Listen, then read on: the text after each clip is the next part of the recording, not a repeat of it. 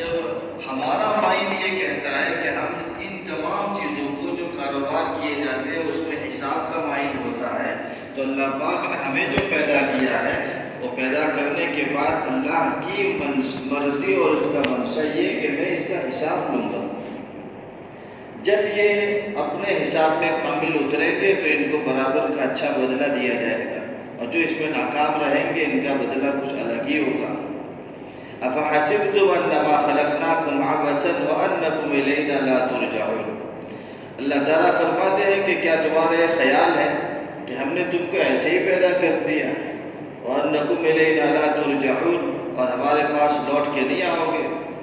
یعنی واپس جانا بھی ہے اور ہمیں مقصد کے ساتھ پیدا کیا ہے۔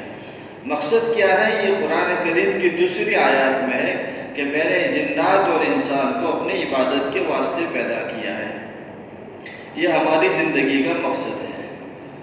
تو جب ہم نے اپنے مقصد کو ضرورت سے پیچھے کر دیا ہے، دنیا میں رہتے ہیں تو ضرورتیں سب کے ساتھ لگی ہوئی رہتی ہیں، دارالاسباب ہے، سبب سب کے ساتھ ہوتے ہیں اور سب کو اپنی ضرورت کو پورا کرنا ہے، لیکن پریشانی یہ ہے کہ اس وقت انسان اپنی ضرورت کو پورا کرنے میں ایسا مشغول ہوا ہے کہ مقصد پیچھے ہو گیا ہے، ضرورت پہلے آ گئی ہے۔ جب الٹا ہو جائے گا تو پھر ظاہر سی بات اس کا جو ریزن اور اس کا جو رزلٹ جو آئے گا اس کا الگ ہی ہوگا۔ یعنی اس کے چکر میں بندہ اپنے مقصد سے دور ہوتا جا رہا ہے، ضرورت کے پورا کرنے میں مقصد سے دور ہوتا جائے گا۔ جب دور ہو جائے گا تو پھر خالق اور مخلوق کے درمیان بھی دوری ہوتی جائے گی۔ ایک انسان دوسرے انسان سے کسی نسبت سے تعلق رکھتا ہے، اور اگر وہ تھوڑی سی ایک دوسرے کے ساتھ دوری اختیار کی جاتی ہے تو دوسرا سامنے والا یہ کہتا ہے جب وہ مجھے نہیں یاد کرتا ہے تو میں اسے کیوں یاد کروں گا؟ عامةً شادی وغیرہ کے موقع پر کسی کو دعوت نہ دی ہو تو اس کے یہاں جب شادی کا موقع آتا ہے تو اس کو یاد رکھا جاتا ہے کہ اس نے ہمیں نہیں بلایا تھا تو ہم کیوں اس کو بلائیں گے؟ لیکن ہمارا جو پروردگار ہے وہ رحمان اور رحیم ہے، وہ ہمارا جیسا دماغ، ہماری جیسی اس کی مرضی نہیں ہوتی ہے، وہ تو بڑے بردباری کی صفت کا حامل ہے۔ وہ تو بندہ اس سے دور جاتا ہے تو اللہ کی رحمت اس سے قریب جاتی ہے اور اسے اپنا بنانے کی کوشش کی جاتی ہے۔ اللہ تعالیٰ فرماتے ہیں تم میری طرف ایک بالشت چل کے آؤ گے، میں تمہاری طرف ایک ہاتھ دوڑ کے آؤں گا۔ تم میری طرف ایک ہاتھ آگے بڑھتے ہو، میں 2 ہاتھوں کے برابر تمہاری طرف آؤں گا۔ تم میری طرف چل کے آتے ہو تو میں دوڑ کے تمہارے پاس آنے کے لیے تیار ہوں۔ تو اللہ اپنی رحمت کی صفت کی وجہ سے بندوں سے قریب بھی رہنا چاہتا ہے، لیکن ضرورت اس بات کی ہونی چاہیے کہ بندہ اپنے رب کو پہچانے، مقصد کو یاد رکھے۔ مجھے اتنا کچھ دیا ہے تو اس دینے والے کو یاد رکھنا چاہیے۔ ہم کسی کی تھوڑی سی مدد کریں اور وہ ہمیں بھول جائے، سامنے ملے سلام نہ کرے، مسکراہٹ نہ کرے، اور کسی طرح کا کوئی ایسا ویوہار اس کا سامنے نہیں آئے کہ اسے یاد ہے کہ میں نے اسے کچھ دیا ہے، تو دینے والے کا موڈ خراب ہو جاتا ہے کہ اس کو دیا نہ دیا دونوں برابر ہے، نہ دیا نہ دینا ہی اچھا تھا۔ تو ہر بندے کو چاہیے کہ اپنے دینے والے کو یاد رکھے۔ اللہ نے بہت کچھ دیا ہے، ان گنت نعمتوں سے نوازا ہے، مانگنے پر بھی دیا ہے، بنا مانگے بھی اللہ نے دیا ہے، تو یاد رکھنا چاہیے، اس کو پہچاننا چاہیے، اس کی نعمتوں میں غور کیا جائے، اس کی مخلوقات میں غور کیا جائے، سوچے سمجھے تو اللہ کی معرفت، اللہ کی پہچان آتی ہے، بندہ پہچانتا ہے۔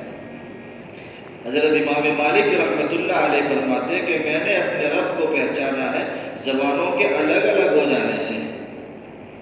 زبانیں سب کی الگ الگ ہوتی ہیں، ہمارے منہ میں جو ٹکڑا ہے، زبان کا گوشت کا ٹکڑا ہے، وہ سب کا برابر درجے کا ہے، کسی کی زبان میں سختی نہیں، کسی کی زبان میں ہڈی نہیں، سب کی برابر زبان بنی ہوئی ہے، لیکن کوئی بندہ اسی زبان سے گجراتی بولتا ہے، کوئی انگلش بولتا ہے، کوئی اردو بولتا ہے، کوئی عربی زبان بولتا ہے، جو لینگویج بولنی چاہے وہ زبان سے نکلتی ہے۔ اس سے اپنے رب کو پہچاننا چاہیے کہ کیسا عجیب گوشت کا ٹکڑا زبان منہ میں رکھا ہے کہ اس سے جو لینگویج بولنی چاہے بولی جا سکتی ہے۔ امام مالک فرماتے ہیں میں نے اس سے اپنے رب کو پہچانا ہے کہ کیا اللہ کی قدرت ہے، اور یہ قرآن کی آیات میں ہے، وَمِنْ آیَاتِهِ اخْتِلَافُ أَلْسِنَتِكُمْ وَأَلْوَانِكُمْ، کہ تمہاری زبانوں کا مختلف ہونا یہ اللہ کی آیات اور اللہ کی قدرت کی نشانیوں میں سے۔ ایسی تو کئی ایک باتیں ہیں کہ جس سے بندہ اپنے رب کو پہچان سکتا ہے۔ ایک مرغی کا بچہ انڈے سے باہر آتا ہے، مرغی کے ساتھ گھومتا رہتا ہے اور سامنے بلی آ جاتی ہے تو وہ دوڑ کے اپنے ماں کے پروں کے نیچے جا کے چھپ جاتا ہے۔ اس چھوٹے سے بچے کو کسی نے کہا، کسی نے سمجھایا کہ بلی تیرا دشمن ہے، تجھ پر حملہ کرے گی؟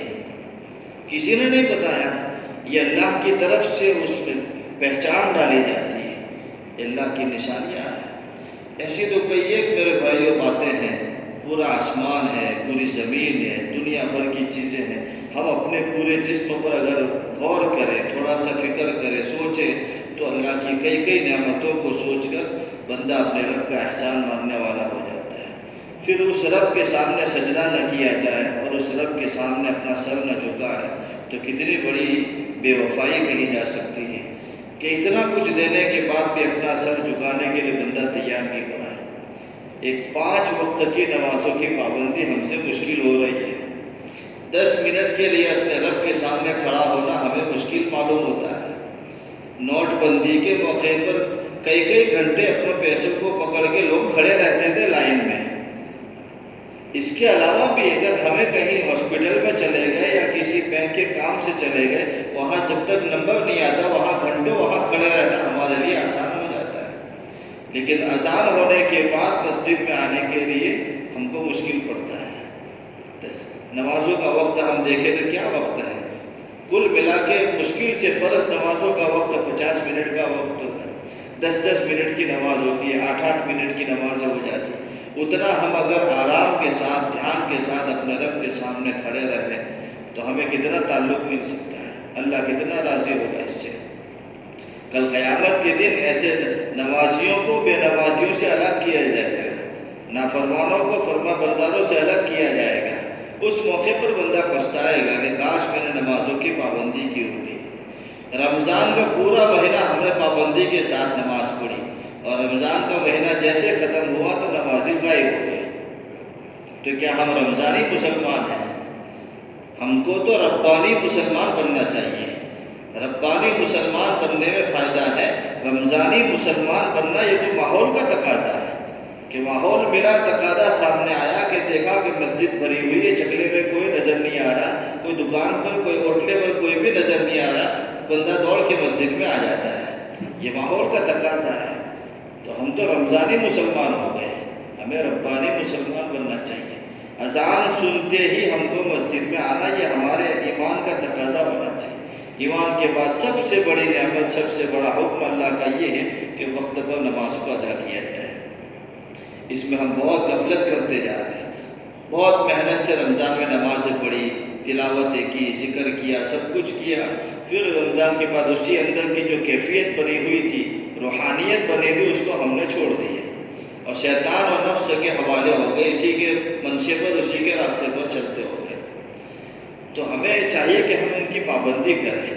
کل قیامت کے دن جو بندہ نماز پڑھنے والا ہوگا اس کو اللہ کی طرف سے ایک برہان، ایک دلیل دی جائے کہ یہ بندہ ایماندار تھا، نمازی تھا، اس کے لیے روشنی ہوگی، اسی روشنی کے سہارے سہارے جنت کے راستے پر پہنچے گا۔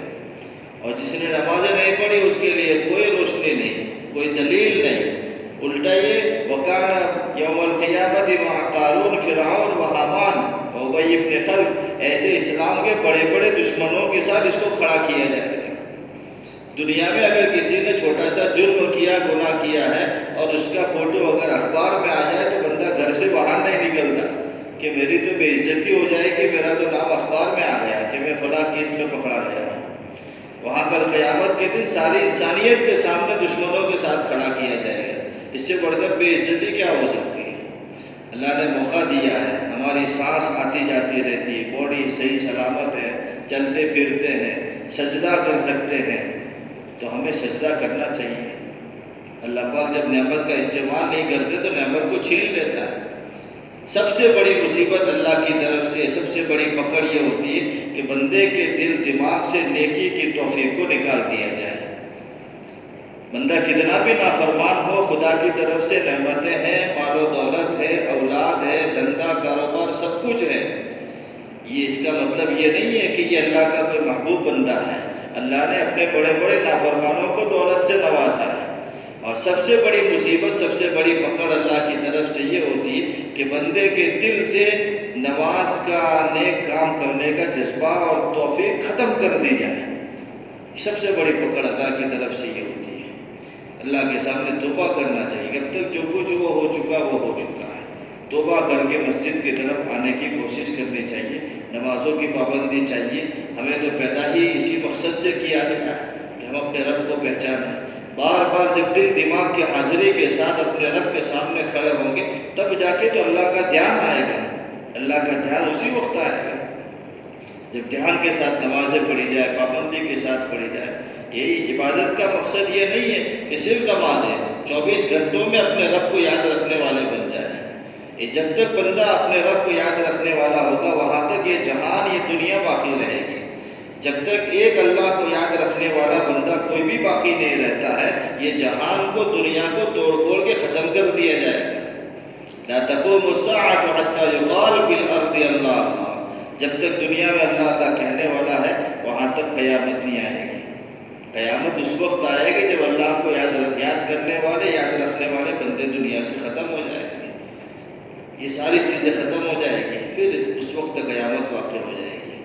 تو ہمیں چاہیے، اللہ نے ہمیں موقع دیا ہے، زندگی باقی ہے، اللہ کو یاد کرتے رہے، نمازوں کی پابندی رکھے. جیسے ہم نے رمضان کے ماحول میں اپنے آپ کو پابند بنایا تھا ویسا زندگی بھر کے لیے پابند رہنے کا ارادہ کر رہے ہیں. اللہ تعالیٰ ہم سب کو عمل کی توفیق نصیب کرے.